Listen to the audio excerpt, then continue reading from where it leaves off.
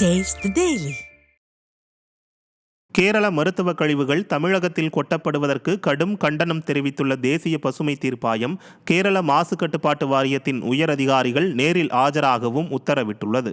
கேரள மாநில மருத்துவக் கழிவுகள் தமிழக மாவட்டங்களில் கொட்டப்படுவது தொடர்பாக சென்னையில் உள்ள தென்மண்டல தேசிய பசுமை தீர்ப்பாயத்தில் விசாரணைக்கு வந்தது. அப்போது கேரள மாநில மருத்துவக் கழிவுகள் தமிழகத்தில் கொட்டப்படுவதற்கு தீர்ப்பாய நீதித்துறை உறுப்பினர் புஷ்பா சத்யநாராயணா, நிபுணத்துவ உறுப்பினர் சத்யகோபால் ஆகியோர் கடும் கண்டனம் தெரிவித்தனர்.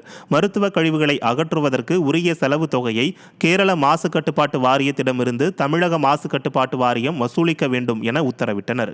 மேலும் கேரளாவில் மருத்துவ கழிவுகளை அகற்றுவதற்கு என்னென்ன நடைமுறைகள் கடைபிடிக்கப்படுகிறது, அங்குள்ள மருத்துவ கழிவுகளை தமிழகத்தில் கொட்ட வேண்டிய அவசியம் என்ன என்பது குறித்து கேரள அரசு விளக்கமளிக்க உத்தரவிட்டனர்.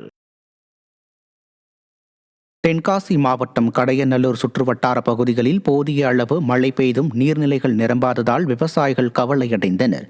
கடந்த அதிமுக ஆட்சி காலத்தில் தமிழகம் முழுவதும் அப்போதைய முதலமைச்சர் எடப்பாடி கே பழனிசாமி உத்தரவின் பேரில் பல்வேறு குளங்கள் குடிமராமத்து பணி செய்யப்பட்டு குளங்களில் அதிக நீர் சேமிக்கப்பட்டது.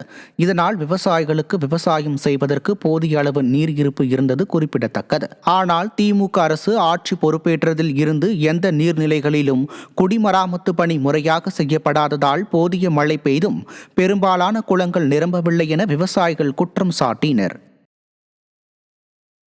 மதுரையில் லஞ்சம் வாங்கிய சம்பவத்தில் சிக்கிய மத்திய கலால் மற்றும் ஜிஎஸ்டி வரி விதிப்பு அலுவலக அதிகாரியின் வீட்டில் சிபிஐ அதிகாரிகள் ஆய்வு நடத்தினர்.